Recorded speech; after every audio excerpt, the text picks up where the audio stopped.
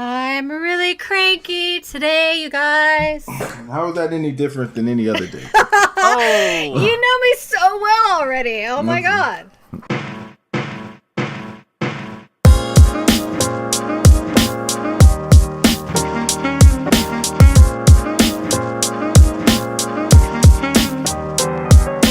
Welcome to Maker's Hustle, a podcast about turning your passion into a profession. This is episode 25 for Monday, January 2nd, 2017. Heyo! I'm your host, Bill Lavolsi, and here are my co-hosts, Amy Davis-Roth. Hey, Amy. Hey, how's it going? Happy New Year. And Jeffrey Moore. Hey, Jeff. Happy New Year, everybody. Hey, so I was listening to the last episode, and I was like, I never get introduced first. So next, for the first one of the new year, or the second one technically, yes, I want to be first. You know what? It's the first one of the new year. I'm going to do it over. Okay, do it over. Thank you very much. Let's do But that. be sure to keep that in there. Yeah. I'm your host, Bill Lavolsi, and here are my co-hosts, Jeffrey Moore. Hey, Jeff. Hey, Bill. Hello, Amy. How's everybody doing? Happy New Year. And Amy Davis-Roth. Hey, Amy. Screw you, Jeff. I don't like it. That was weird. It was weird, but it was totally worth it. We can go back to normal for the next one. Just All right, leave cool. it. So, I want to take a moment to thank everyone on Patreon, and since it's a new year, I'm going to thank everybody by name, so buckle up, kids. We got Luis Gonzalez. Hey, Luis. It's like 84 degrees in Puerto Rico right now, so screw you. Let's go Ryan there. Ahoro. David Thompson. Hey, David. Elaine Go. Ross Carroll. Hey, Ross. How's it going? Thank you for the fidget spinner. That thing is awesome. Lindsay Allen, thank you for supporting us. We're Matt going to be Scranton. here for a while. Wait a minute. You're just saying hey to your friends and not acknowledging the awesome other people? Like, I hey, am Elaine, acknowledging. Thanks for being awesome. And Lindsay, you rock. Elaine, Who did thank we you for being forget? awesome. Lindsay, you rock. And you bounced over like the second guy, too. I feel like we didn't acknowledge him. He gets acknowledged on every show. Okay. All right. Eric Burke, thank you, Eric, for your continued support. David Bellhorn, who I just spoke to, he's the winner of the pen, so I just got his information. I'm going to send that out this week. Nice. Eric Wright. Eric's Hi, Eric. awesome. He's been supporting us forever. Thanks, guys. New person this week, Alex 2Q. Hey, Alex. Hello, Yeah, Alex. thank you Welcome very to the much, family. Alex. Welcome. Laura Kampf. We know Laura. Hello, Laura. Thank you, Laura. Humus Workshop. Yay. Yep. He's over in, oh, I know the city. It's in Spain, but it's not Madrid. I think it's Valencia. That's in California. Different one. All right. Aaron Willett, he sent us that really nice letter a little while ago. Oh. Dave Bauer, who I talk to on Twitter all the time. Cactus Workshop, who I talk to constantly. Aaron Lund. I know Aaron. Yay. Yay. Nick Ryan. I almost met Nick, but he was in the spot where I was like a week after I left. But anyway, Brody How is Bricky. that almost? That's it's close enough. I I'm was working with just saying, what I I was got walking here, into Jeff. I'm working with Starbucks, what I he was got. walking out. I just missed No. him. Pat Lapp, who sent It's us like the a awesome camping pens. spot. Like he was in a spot, and then you were going to get that spot. It's like a parking You gonna let me lot get through the spot. list, or you gonna keep talking? We're going to keep talking. Let's go. That's what You we do. interrupted me when I said Pat Lapp. Pat Lap! Oh, Ian McKay. Ian! You remember Ian? Did you ever send him that keychain? yeah, I sent them out yesterday. Yesterday. Hey, listen, brother. It's a struggle. I live in New All York right. City. It's a struggle. Brian There's not Prusa, post thank you. offices everywhere. Oh my God. Actually, You there can are. schedule a pickup. All right. I Johnny live on a Scarry. third-story walk-up. Johnny! Johnny's another longtime supporter. He's Jim great. Bashirs and Scott Hahn. Those guys have been Yay. around forever. Thank you Yeah. both so much. Thanks, guys. Thank you, fellas. Thanks, everyone. Yeah, if you would like to get on this long list of awesome people, you can check us out at patreon.com/makershustle. So, since we are all talking to each other already, what's everybody working on this week? Jeff, why don't you go first? Oh, happy to do so. So this week was probably one of my most productive weeks ever. So my wife and I have been working very hard, love her to death, to develop a handbook and a proposal for my STEM program. And it is finished today, which is Friday. Awesome. So I wouldn't have been able to Congrats. say that yesterday if we did this on a regular day. But I was able to get that done in a week, and it looks incredible. I've had a couple of people take a look at it.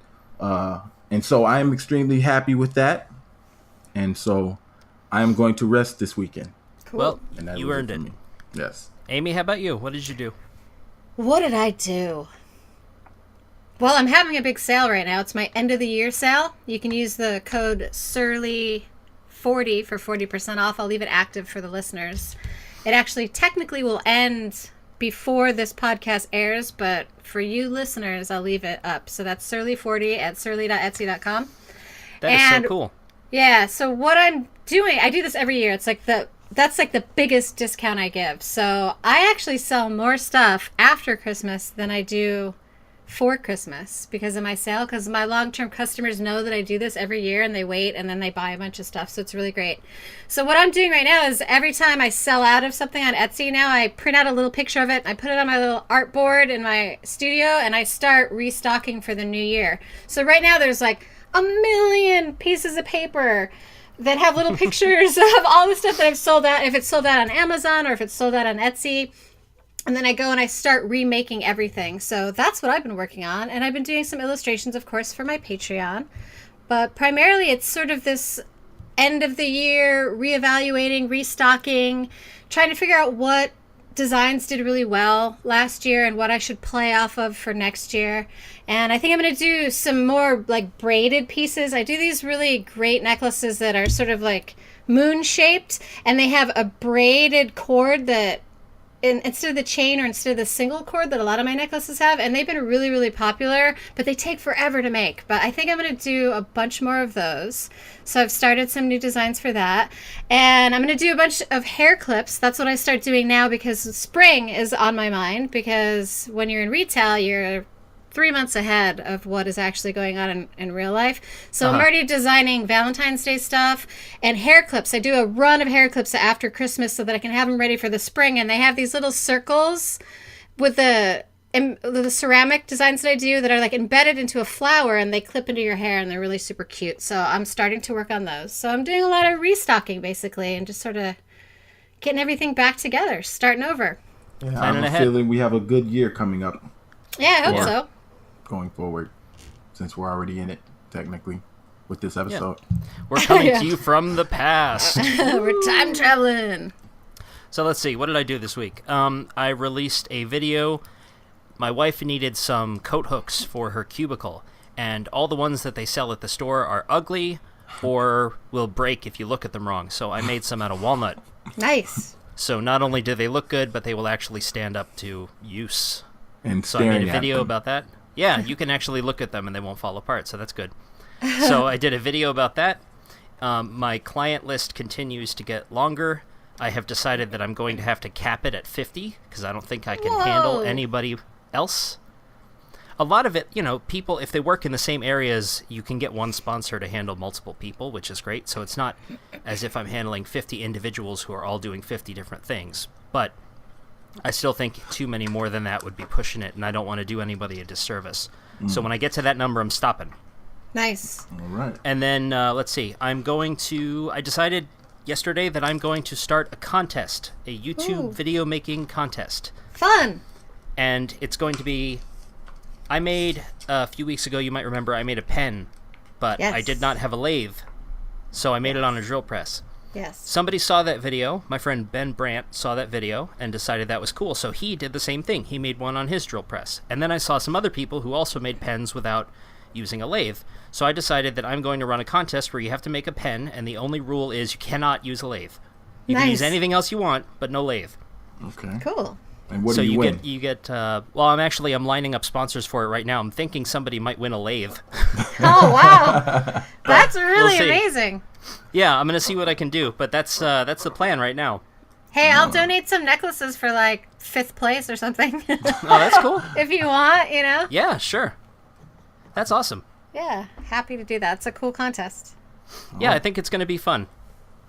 And, I want to encourage people to try new things and get out there and do stuff that they wouldn't have otherwise. Because I love that. And it's one of my things that I like to talk about a lot, that my husband tells me when I'm being a baby about things. He's always like, you have all the tools that you need. if you just look around. And I've made some of the best work of my life when I literally had nothing. I had like 2 tubes of paint and maybe 1 old paintbrush, and I painted a mural on the bathroom wall with it. You know what I mean? It's like if you are a creative person, you will find a way. And oftentimes you'll find a better way when you're forced into, strict constraints like that. So I think that's really cool. I love that. For the same reason I love that. What's the wood crate challenge, the pallet challenge. The pallet challenge, yeah. Yeah, I love that. I think that's the same You have to type use of the thing. crap wood that nobody wants, yeah. Serious question. So great. Yeah, what's up? Did you paint that mural on the wall, or did you put something up? So when you move, what are you going to do? No, so this has happened a while ago, actually. It was when I first met Johnny and before we were married, and I didn't have anywhere to live. And I was like, okay, he was out of town, and I literally had nowhere to go. I was going to end up sleeping in my truck that night, so I was like, hey, can I break into your apartment? And he was like, yeah, go for it. So I broke in his kitchen window, and while I was there, it was this really, really crappy apartment building, really terrible, filled like cockroach infested, it was horrible. And in the bathroom, it was just, everything was a wreck. So I had 2 tubes of paint, I had blue and yellow, I had 1 paintbrush, and I painted a mural on his bathroom wall. And when we moved years later, after we had saved up enough money, we literally cut it out of the wall. Oh. and we replaced it with like nicer wood. The code of the artist is to always leave things nicer than you found them, right? So it was this crappy apartment, but we replaced the wood on the wall in the bathroom, and we took the painting with us, and it's now hanging in my house in the living room.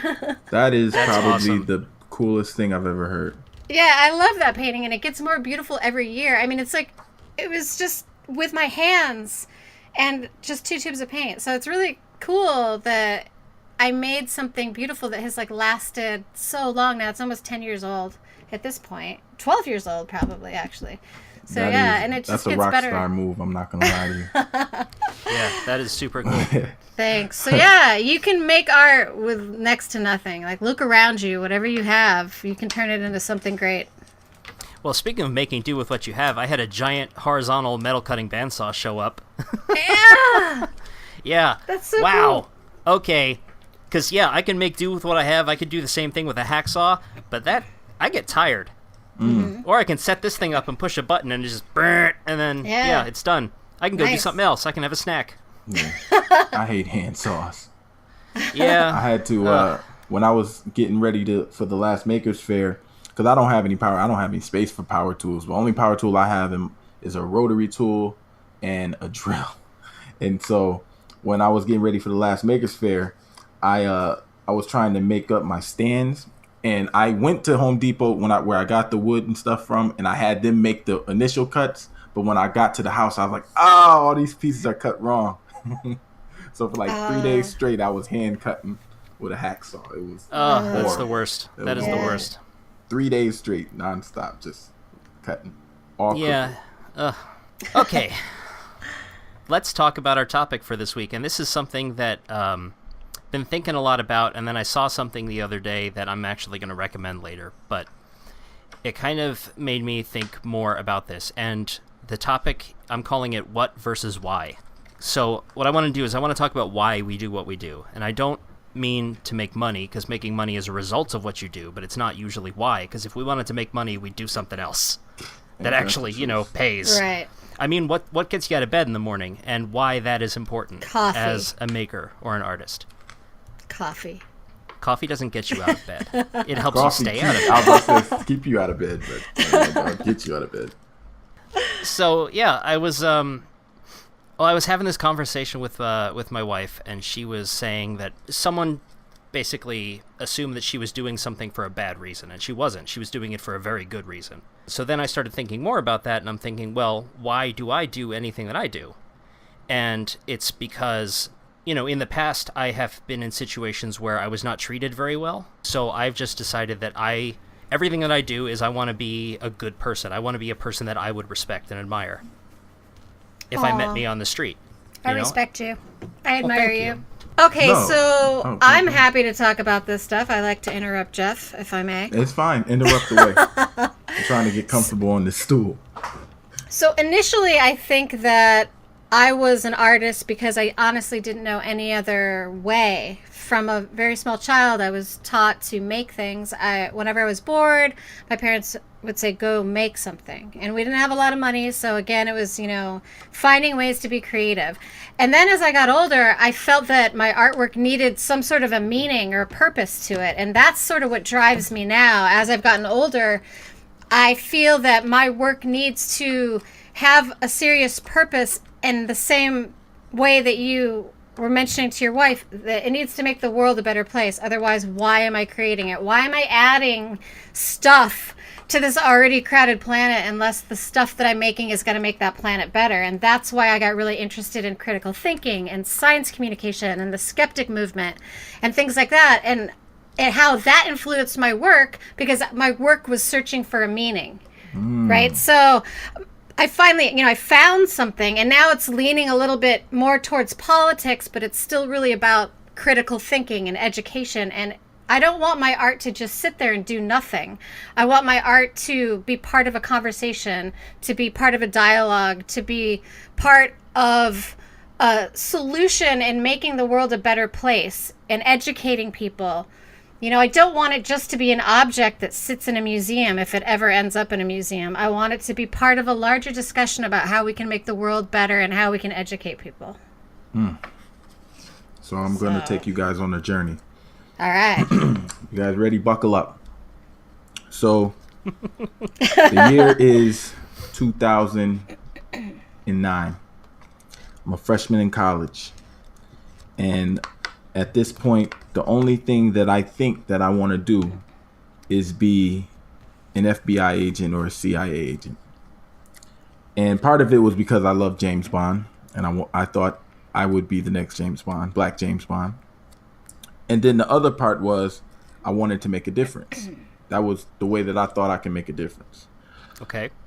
And about maybe 2 years into college, I realized maybe I'm not gonna make the same type of difference that I thought originally when initially going to college. But I stuck with criminal justice, and then I went and did a internship with Homeland Security Investigations, which is the investigative arm of the Department of Homeland Security. And I was there for a while. And one of the agents, before I left on my last day, sat me down and said, "You seem like a good dude. You got your head on straight. You don't want to do this." He told me, no, I'm being dead serious. He was like, "You don't want to do this. There's going to be idiots above you. There's going to be idiots below you. You're going to lock people up, and they're going to be out in 3 months. You're not going to make the type of difference that you want." And this was based on the conversations that we had, throughout my entire internship. And I was there for like 8 months. It was a great internship, a lot of experience, drug busts, a lot of stuff. Like I've done a lot of things with the feds. And so after that, I realized because if I wouldn't have had that conversation, I probably would have applied for a border patrol position, and I would be over there in California chasing people up and down the coast. Right. And then because of that conversation, I kind of had to reevaluate myself. So that was the first time I reevaluated myself. Then I realized, okay, if I want to make a difference, how do I do that? So obviously working with people. And that's what put me in a position to go and get my next job. And then in doing that, I learned another valuable lesson that is not a knock on the nonprofit industry. I'm gonna call it an industry, but yeah, that's fair. The type of work that we do, though it's good work and it needs to be done, I don't think our outcomes are as good as they could be. And there's a lot of reasons. I'm not going to get into that, but I think that there is room for growth that we are not really doing. And it's the same thing. It's not just a nonprofit issue. It's a prison industrial complex. Like, why do we incarcerate people for drug crimes? Why do we do all the, what I'm saying? Like, we can have this conversation. I'm not going to go into it, but you see a lot of those gray areas where we let a lot of people slip through the cracks. And so then that's why I pivoted from that to saying, okay, so how can I empower people? How can I give people a way to not only help themselves, but help their immediate people around them in their community, which is going to help the larger community and larger society as a whole. And so I pivoted again to, okay, so now I have to get away from working and educating people within this giant apparatus of a nonprofit, right, and do it on a smaller scale. And that's where I'm at today. And I really think, this makes me smile. You know what I'm saying? This thing gives me more, I feel better about myself thinking about how to make this happen. And I feel like this is my why. This is why I was born. The stars lined up and got me to this point so that I can make a difference to individuals on an individual level, empowering people with information, giving them tools, giving them skills, creating networks around those people so that they can do it on their own, as opposed to having to wait for somebody else to do it or encourage them. And, just trying to give people the same type of direction that I was given without them having to go through 6 years of college, a lot of wasted time, just trying to streamline some of other people's processes, help them find their why a little bit more effectively. So that is my why. And I love this why. I have another why. I have another example. It's not quite as lovely and inspirational as that, but one of the other reasons why I do what I do is because I can't not do what I do. I make art because I have to make art. I have to. I can't not make stuff. I am just constantly inspired by everything around me, and I want to affect everything around me, and I want to transform everything around me, and I want to add to it. And so the why is because I have to. I'm an artist because I know no other way.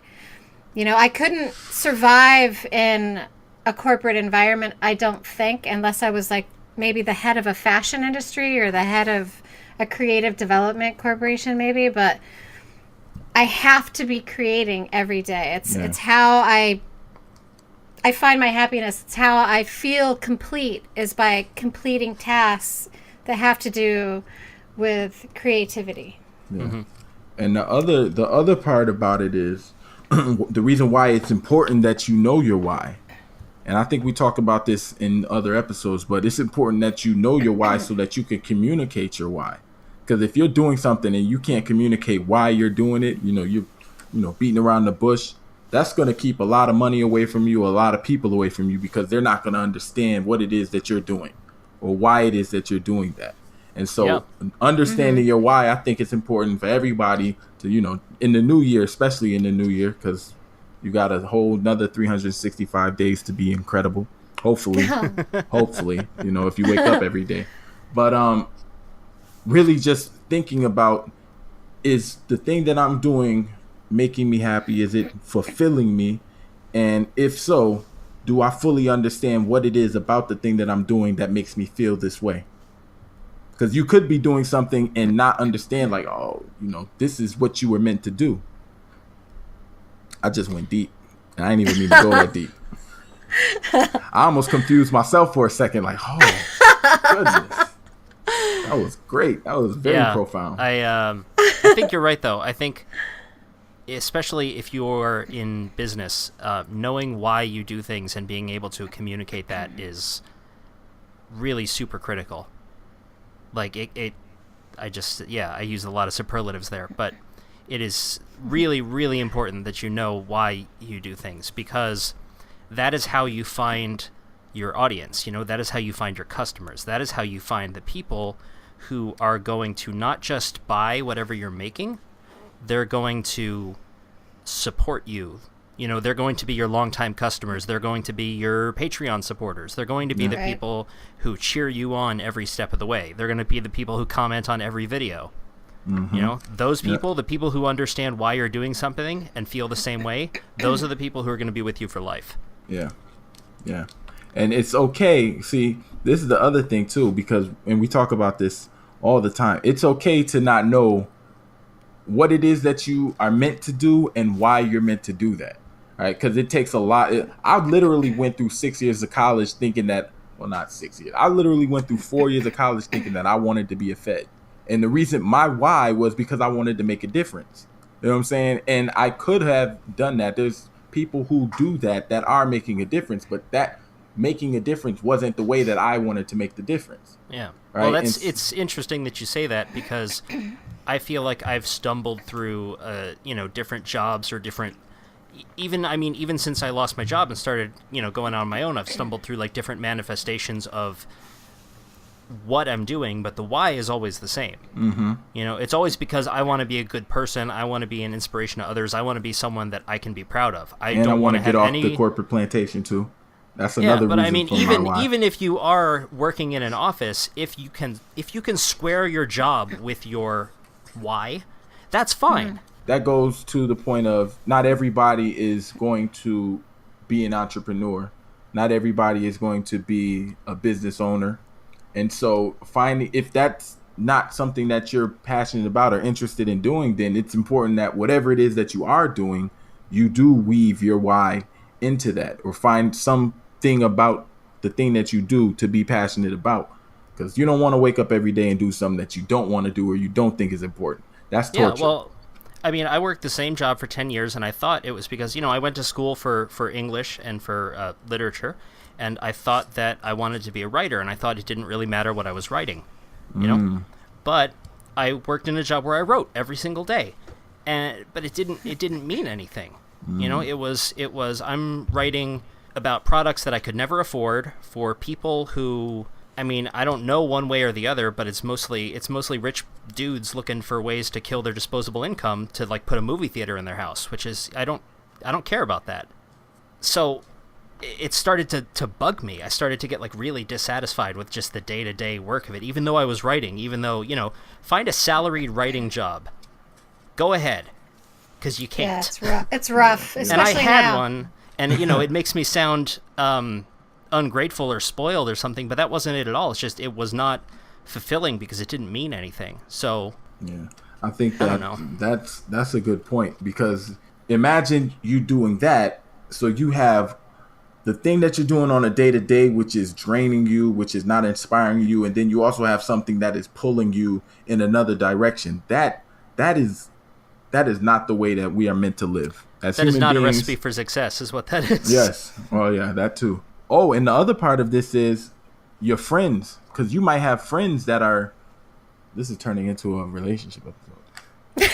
You might have friends who are equally dissatisfied, and that can be more confusing than helping. Right? You could lose track of your why because of your friends and the things that they tell you. Like your friends will tell you, like, "Oh, well, you got a good job. You'll be okay." There is a philosophical concept about it's mattering, basically. It is doing something that you feel matters, and that's where you find self-worth. So it could be anything. You don't listen to me. Just because I don't want to work in a corporate environment does not mean that that's not a fantastic way to live your life. Very if you true. feel that you're doing something that matters. And it's the same goes for any kind of maker business. Yeah. Are you doing it because you want to make money? That's okay. I think Andy Warhol said that, the greatest art is business, right? So if you're doing something and that's a paraphrase, that's not the exact quote, I know for sure, but that's the underlying message. That's what you're trying to say. So you want to do something that matters to you, and that will bring self-worth and value to whatever it is that you're doing. For me, it's making art. To me, that's something that matters. I feel like I'm giving something back, and I feel like I mentioned this. What's that podcast that I just was on, Bill? Makercast? Yeah, okay. So I mentioned this idea on Makercast, and I'll mention it here. One of the reasons why I feel like my art project matters and why it matters to me and why I feel like it's important is because it's sort of like a ripple effect that I've created. So instead of painting a bunch of giant paintings, I paint a bunch of little tiny tiles that people wear. And I look at it like it's this long paved roadway that's sort of like a tapestry that's like reaching out across the world. So people are wearing little tiny pieces of a larger painting. And the people that are wearing the necklaces become part of my art project. And they start conversations with other people. So if they're wearing Darwin's tree of life around their neck, or they're wearing a Feynman diagram around their neck, and that's something that a lot of people wouldn't recognize, but someone will walk up to them and say, what is that? What is that thing? What is that symbol? What does that mean? And that strikes up a conversation, and that creates a ripple effect that spreads the ideals and the ideas and the messages of science and science communication farther than I could ever personally reach myself. But I've created this tapestry, and I've created this ripple effect, and to me that is what gives my work meaning, and what makes me feel like I matter as an artist, because I've created something that's bigger than myself. So whatever it is that you're doing, just find something that you care about that makes you feel like your life is maybe a little bit bigger than just what it is. Does that make sense? Like, find That something that matters to you. That was anything the most that matters to you. eloquent thing I have ever heard. Because if you put it like that, right, the impact, your impact is just as you're impacting just as many people as a celebrity with 100,000, 200,000, 300,000 followers on Instagram, right? Only I'm not famous, Well, but I don't get any of the benefits of fame, but I know that it matters. Exactly. I don't think you care too much. Like you do have some people who do care about getting the recognition, right? Yeah. But then you also have people who don't care about recognition. They just care about the impact.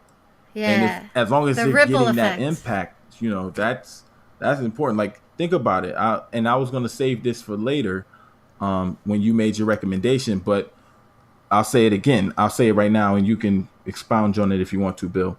But it's important. I said this earlier. You need to know your why so that you can communicate your why, right? Yeah. And this is one of the, trains of thinking that I use when I do any type of communication, making sure that I know my why and that you know your why. And if our why is in the same why, then we agree on the why. But Martin Luther King, right? He didn't communicate, and this is how a lot of great people are. This is how you make leaders, right? Martin Luther King, he knew that there was an issue, but he didn't talk about his I have a dream speech. Wasn't I have a plan. It was I have a dream. And he told you about what he wanted the world to be like, right? He didn't go up there and say, we need to do this, this, this, and this, right? Because for the most part, most people know what has to happen. They just can't agree on doing it, and it never gets done, right? But he went up there and he said, I have a dream. And he talked about what that dream looked like. And he wanted you to envision that dream.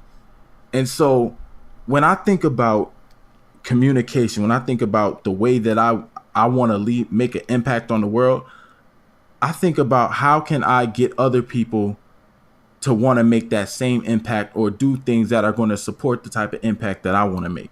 Because you can't change the world on your own. It's impossible, right? You can't do it. You can't teach science by yourself. I guess you can make a couple of videos and do some things, but you're not going to do the full changing. People are going to have to, it takes more and more people, right? Yeah. Right. And so, well, we live in a society, and society's collaborative. Yeah, exactly. That we're it's a lot easier creatures. to do things as a group than it is to do it as a single person. Absolutely. So we can't go around telling people what to do. That doesn't work. Nobody. If anything else, people actually start to hate you and run away from you. If you just walk around I telling hope that's people what what happens with Trump. Oh well, I don't like we're getting told what to do, and then people get mad. Oh, I hope that happens. Okay, very true. On. But even with the way that he communicates, right? Yeah. Even with the way that he communicates, he focuses on his why. You know what I'm saying? Like, why you should like me, why I'm great, why I can do this, and why me doing this is going to help you. And he did a great job of communicating that why. And so I think what you said, Amy, about focusing on you putting little pieces of the tapestry out there, that's you communicating and touching people, and that touching is going to touch somebody else and touch somebody else. And just from that one conversation and a person learning something in that moment, they go to, dinner with their friends and say, yo, you would never guess what I saw today and who I was talking to and what I learned today. Right. And that is you. That is your impact, and that is your why in effect. Yeah. And that is my mind is blown. Yeah. Well, that's one of the things that, okay, my recommendation for the week is this guy. I'm sorry, I've been trying to hold Simon it in. Sinek, or I don't know how to say his name. yeah. I'm sorry. Been trying to hold that in. But he had this TED talk called The Golden Circle, and it's talking about how we communicate, and it's everybody knows what they do, and some people know how they do that, but very few people know why, and it's the why that's important. But and that is how, like, great, when you think of great companies, great leaders, great anything, that's why, is because they have a why that you identify with, and the thing that you do, the whatever it is that you make or do or build, is just proof of that why. It's tangible proof of whatever you're saying. Yes. So, you know, if you're running a small business and you're making, I don't know, a cutting board, anybody can make a cutting board, okay? And it's in its simplest form, a cutting board is just a piece of wood, okay? And you cut off the ends and you stop. That's it. That's the cutting board. You're done. If somebody's buying a cutting board from you, it's because people don't buy, and he says this, and I'm just ripping off his TED Talk just straight up right now. It's okay. I'm going to do it too. People don't buy what you do. They buy why you do it. Yes. So people who buy Amy's jewelry are not buying it because they really, well, at least most of them probably are not buying it because they really love ceramic jewelry and they must own all the ceramic jewelry in the world. They're buying it because Amy stands for something that they believe in. Yep. This It's is an a deep idea. episode, boy. And when you say I it wasn't that thinking way, about all of a this sudden before we it makes came a in. lot more sense. No, it's very true.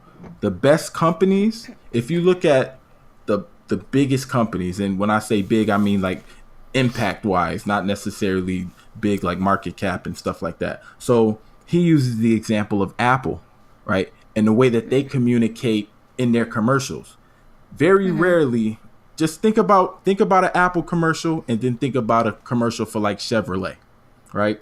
The Apple commercial, half the Think time different. they don't even have people talking about the product. It's people using the product. It's somebody, it's an Apple Watch, I can hop in the pool, but they don't tell you can hop in the pool. They just hop in the pool. And they look at the time and you're like, man, I wish I can have something like that, as opposed to a Chevrolet commercial where they talk about all the new features and how much it costs and how much you can save and all these other things.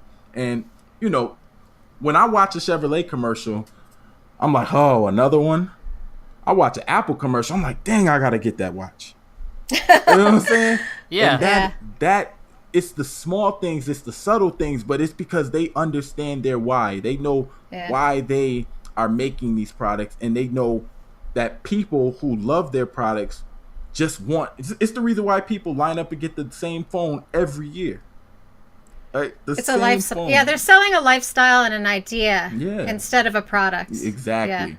Yeah, and people buy crazy. it not. This is another thing. I'm just ripping them off. Wow, It's okay. I'm just ripping them off. The last I just stole episode, his example. Yeah, people don't. They don't. I have not seen this TED Talk, so I have not stolen anything from him. I Well, swear. yeah, it's like they don't do it for you. They don't do it for Apple. They do it for themselves. You know, they do it because they want to be the kind of person who owns an iPhone, or they want to be the kind of person who supports small business, or they want to be the kind of person who identifies with, you know, pro-science communication, pro-critical thinking, so they buy one of Amy's necklaces. Or, you know, they want to be the kind of person who identifies with teaching kids the skills that they're going to need to become entrepreneurs themselves when they get older, so they, you know, support Jeff or go to one of Jeff's workshops. Yeah. And you know But what's they do funny? that for themselves because they want to be that kind of person. It's kind of like the negative side of this phenomenon is there was this thing out here where people would put solar panels on the wrong side of their house because it was more visible to their neighbors, because they wanted to be the kind of person who had solar panels on their house, right? I literally just saw someone do that here. Yeah, but it made them less efficient because you're supposed to put them on this. If you're in the northern hemisphere, you put them on the southern facing Right. part Are of the you roof. kidding me? No, Somebody, people would do I it. They just would put them saw in the most someone in my visible neighborhood. spot. Yeah, That's a that thing. just happened on my street. I was like, what? Me and Johnny are like, they put the panels on the wrong side. Why are they doing that? And I guess that's why. Yeah, That it's like eco bragging or something. I don't know. Yeah. But that is a travesty. But that's what happens when you take it too far. Well, that is, I've never, I guess that's equivalent to, you know, just people who, like, I don't know if you guys use the term keeping up with the Joneses, but basically just doing stuff so that you can talk about it, doing stuff so that you can keep up. And it's not sustainable. It's really not. No, at some point it's you go not. broke and then you have no Joneses at all. Well, at that point, you're not doing it for yourself anymore. You're doing it Right. For other people. for other people. For other people, Very yeah. true. Very So That's if what you're we really talked doing about it for that a lot yourself, here. you might not tell anyone ever. And that's what I was trying to say. Like, if you understand your why, you don't have to talk about your why. People know why because of the things that you do, and because they everything see that you do reflects manifestations. that why. Yeah, Exactly. Yeah. Like if you're one of those guys who has to go around saying, "Well, I'm the best and I do this and this is the type of impact," bro, just show me what you're gonna do, and if it's the impact that you think that you're going to get, then I'll see it. I don't need you to tell me about it. I don't go around telling people that I do everything that I do because I want to be a good person. I just do what I can to help other people. Like I use skills that I have to lift other people up, and if people notice that and they talk to me about it, then that's great. And I tend to attract people who feel the same way, but it's not because I go around telling people why I'm doing stuff. Now that said, if you're I don't know where I was going with that. I'm just going to stop there. Well, I will say this, Bill. It could also be the fact that Amy and I boost you every episode. That's that probably helps. It was a joke, but Thank you both very much. But no, I agree. Your work is going to speak for itself. Yeah. Your work is going to speak for itself. The reason why you do the things that you do, and also if people don't like your why, then they're going to steer clear away from you. And so it's going to weed out the people who are probably not supposed to be around you in the first place. Right, like I get critiqued all the time about what I talk about, how much I talk, the things that I make my art about, but it doesn't matter because those people were never going to purchase my art to begin with. Ooh, the people that are going to very purchase deep. my art are the people that care about the things that I'm talking about and the things that I write about and the things that, I make my art primarily about. So, yeah, I'm going to keep doing what I'm doing because I know that it does matter to the people that I care about. Yes. So. All right, so here comes the mic drop line, okay? And I'm stealing this from that TED Talk again, and I don't care. Go for But it. what Simon says in the talk is the goal is not to sell your product to everybody who needs what you make. The goal is to sell your product to everybody who believes what you believe. Aw. Yeah. And if you can do that, then that's good. That's what you want because you have to stand for something. Yeah. Or So, you'll I fall believe for that. anything. Yeah. Let's wrap this thing up. Let's do our recommendations. All I right. just did mine, so All right, I'll go. Hey, so it's been a rough couple weeks looking back over 2016. We've lost a lot of really awesome musicians and actors and all kinds of really cool people. My recommendation is to go through the year, check back on all those people that we've lost and listen to some of their music. Check out some of their art. We just lost Carrie Fisher and her mother, Debbie Reynolds. Go back, watch the Star Wars trilogies, watch Singin' in the Rain, Prince, David Bowie, Leonard Cohen, all these really amazing people over the past year. Dig up all of their media that you can get your hands on and pay tribute to them by listening to their art and watching their art. That's my recommendation. Happy New Year, everyone. And also, just to go along with what you're talking about, Amy, by us going back and listening to their art, watching their art, just paying attention to some of the things that they stood for, share that. And that's how we help those people live on. That's their ripple. That's how they're making That is the ripple that ripple effect. effect. Yeah. We live in an incredible time where we're able to bring information from the past. Like I've watched videos from like 30, 40, 50 years ago lately. And you'd be surprised how very little has changed. But the fact that it didn't change, that is the problem. And so that is I like that recommendation. My recommendation is a website called uncommongoods.com. And this, I believe it's a maker website because if you're looking for weird gifts, well, not weird in a bad way, but like gifts that you wouldn't find in a traditional Amazon or, you really have to go searching to find these type of items. Go on this website and you'll see that the gifts, it posts a picture and a profile of the person who makes the gift. And so it is a great website. I actually was looking for some gifts and one of my friends recommended this website to me. And I went on there and it was just like, oh, all these things are so great. And so I turned around and I remember that. I looked at that years ago. Yeah. They had a clock that had like the first three. It was like 12, 1, 2, and then all the rest of them had fallen to the bottom. And it was called whatever clock. Oh, nice. I'm sure it's not available anymore, but man, it was funny. No, it's you'd be surprised the stuff that I saw in there. Incredible stuff. And a lot of it, like I said, it showed, not all of them. I don't think I saw it on every item that I looked at, but most of them were done by, I want to say, they're makers. And so if you're looking for anything, you're looking for jewelry. I ordered some jewelry. I'm ordering some jewelry, I should say. And, you know, it has the profile of her. And then it also shows all of the other pieces that she's making. Oh, and that's so cool. Definitely something to check out. Cool. So, I think that's it for this week. But before we go, where can everybody find you? All right. Jeff, if you're why looking don't you for go me, first? Yeah. I'll just keep up with this trend. So if you're looking for me in the social media sphere, good luck. But if you do happen to find me, you will find me on Facebook, Twitter, and Instagram at more4 with the F being the number 4. And you can go and check out my website for my STEM program at moreprogressproject.com. That's more progress. MOORE, more progress. I got an email about that. I had to direct somebody to the right place. Oh, well, thank you very much. But I took care of it. You're covered. I should have spelled. Thank you so much. Amy, how about you? You can find me on all social media as at surly-amy. You can go to surly-ramics.com to find everything that I'm up to. And once again, I'm having a sale. End of the year, I'm going to leave it active just for a few days while this podcast is live. You can use the code surly40 for 40% off at my Etsy shop, and that's surly.etsy.com. Cool. You can find me on social media at One Car Workshop, or you can go to onecarworkshop.com, or you can search for my name on YouTube. Or you can just follow the sound of the barking dog, and you will end up at my house. You might end up at my house. You never know. That's true. It'll be fun, though. Unfortunately, I do not have a dog anymore. Oh. But she's still alive. She's still alive. She had cancer. She's still alive, Okay, though. this Just is not just in my getting apartment. weird. Okay. I don't know. I wanted to fit in. I wanted to talk about my dog. So that's it for this week. If you're listening to the show on iTunes, please take a moment to leave us a rating and tell us what you think. You can also find us on Twitter, Facebook, and Instagram at Makers Hustle. If you want to ask a question, give feedback, or suggest a show topic, contact us through social media or send an email to info@makershustlepodcast.com. Once again, thank you so much for listening. We really love having you here. And while this show might be over, The hustle. The hustle never stops. And make sure We'll see you you find next your week, why everybody. for 2017. yeah. Live your why. Yeah. Bye, everybody. Bye. Happy 2017. Happy New Year. Woohoo. Happy New Year. Be safe.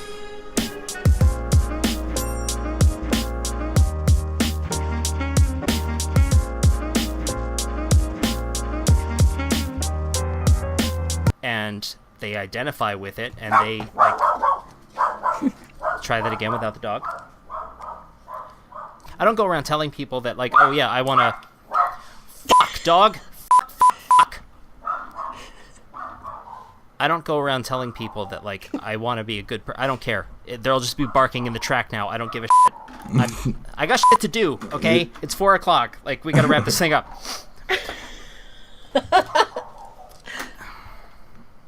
Action.